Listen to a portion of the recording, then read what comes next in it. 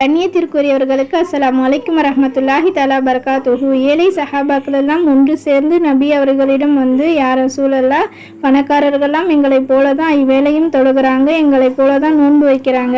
ஆனால் அவங்கக்கிட்ட பணம் அதிகமாக இருக்கிற காரணத்தால் அவங்க ஹஜ் உம்ரா செய்து நன்மையை அதிகமாக சம்பாரித்து சொர்க்கத்தோட உயர் பதவியை அடைந்து கொள்கிறாங்க. எங்ககிட்ட பணம் இல்லாத காரணத்தால் அவங்கள போல நன்மையை சம்பாதிக்கவும் முடியல, சொர்க்கத்தோட உயர் பதவியை அடைந்து கொள்ள முடியலன்னு வருத்தமாக நபி அவர்களிடம் சொல்றாங்க. நபியார்கள் சொல்றாங்க, கவலைப்படாதீங்க தோழர்களே, நான் உங்களுக்கு அமல சொல்லி தரேன், அதை நீங்க செஞ்சீங்கன்னா நீங்களும் பணக்காரர்களை போல நன்மைகளை சம்பாதித்து சொர்க்கத்தோட உயர் பதவியை அடைந்து கொள்ளலான்ட்டு. அது என்ன அமல்லாம்? ஒவ்வொரு தொழுகைக்கு பின்னும் சுப்ஹானல்லாஹ் 33 தடவை, அல்ஹம்துலில்லாஹ் 33 தடவை, அல்லாஹ் அக்பர் 34 தடவை ஓதி வாருங்கண்டு.